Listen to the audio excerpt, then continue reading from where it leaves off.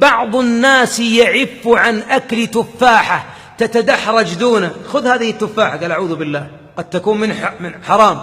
طيب خذ هذه التمرة، قال لازم نستأذن صاحبها. ماشي، عفيف في أكل التمر والتفاح.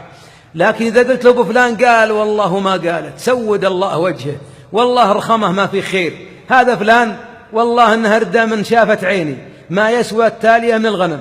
هو عف من التفاح لكنه ما شاء الله أكل صاحبه منديا ومضبيا، كلا كله. ثم بعد قال استغفر الله.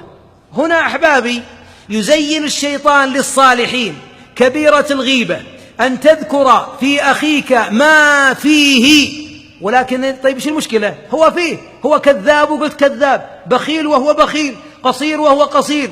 المشكلة أنك قلت هذا خلف ظهره. لماذا لا تقولها في وجهه؟ ما يجرؤ. ولذلك بعضهم إذا قلت أبو فلان جاء قالوا استروا ما واجهته. ما شاء الله. ليه؟ لأنه مخربها، ماكله، سالخه. ولذلك قد يزين الشيطان لنا الغيبة ولا يزين لنا المخدرات. ليه ما يزين لنا الحشيش والكبتاغون؟ قال لا، أنت رجال فاضل ورجال تصلي الله يجزاك خير ومن أهل الخير، كيف تدخن أو تشيش أو تحشش أو أعوذ بالله؟ لا بس ترى أبو فلان ما في خير. قال لي والله أبو فلان ما في خير، واستمر معه. هذه الكبيرة قد تساوي كبائر كثيرة ما فعلناها. وأذكر دعابة هنا أن رجلا كان قد أدمن الغيبة في مجلسه، وكان بعد المغرب إلى العشاء عنده جلسة لأهل الحي وخيمة جميلة، وكان يدعوهم ويعطيهم من الخير من الفواكه والنعم، وكانوا كل مرة يعلقون لهم واحد محتسبين يسلخونه سلخا على طريقة الشيطان. وبعضهم أحيانا يجيبون عالم، أحيانا يجيبون العمدة، أحيانا يجيبون واحد من شيبان الحي إلى غيره، أو واحد يتلفتون من اللي غايب فلان بسم الله علق أسلخ.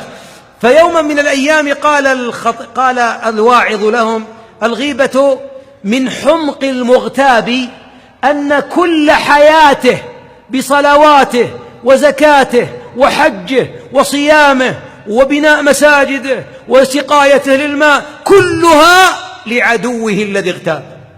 والله الفضيحة، ليت هلمه أبوه ولا لا؟ والله لو هلمه أبوه نقول يعني تمشي، لكن للي ما أحبهم. فمسك أبو عبد العزيز، لا هو أبو محمد، فذهب لخيمته، فدخل على أهل الخيمة وهم قد علقوا رجلا يكنى بأبي عبد العزيز. قال يا ناس اذكروا والله الغيبة حرام، ووالله إن المطوع اللي تو خوفني اثري لي 20 سنة ولا ركعة راحة الربي رايحة اللي ما أحبهم. قالوا بس اسمع يا أبو عبد العزيز، إنما يا أبو محمد إنما كذبنا، اللي قاعدين نحشه أبو عبد العزيز أنت عارفه. قال أبو عبد العزيز ما فيه خير وبس، لكن لا تذكرونه بشر. بعد أن منع ما ألغى كل خير الله، ما مدمن. ولذلك إدمان الأكل للحوم البشرية مصيبة.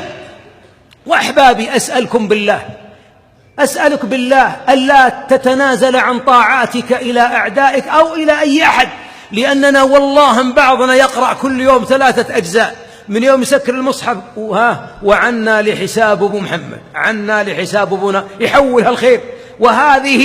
هذا عداء للنفس. والله لو تجيك رسالة من البنك تم خصم من حسابك 500 ريال وانت ما نفذت عملية، ويوم جيت مع سماشر قالوا حولناها للأيتام، قال بلا أيتام بلا بطيخ، أرجع 500. 500 لا أقبل أن يتبرع بها. طيب أنت متبرع بعمرك، بصلاتك، بتقاك، لا تقول أن فيه. إن جريمة الغيبة جريمة الصادقين في أقوالهم الحاقدين في قلوبهم.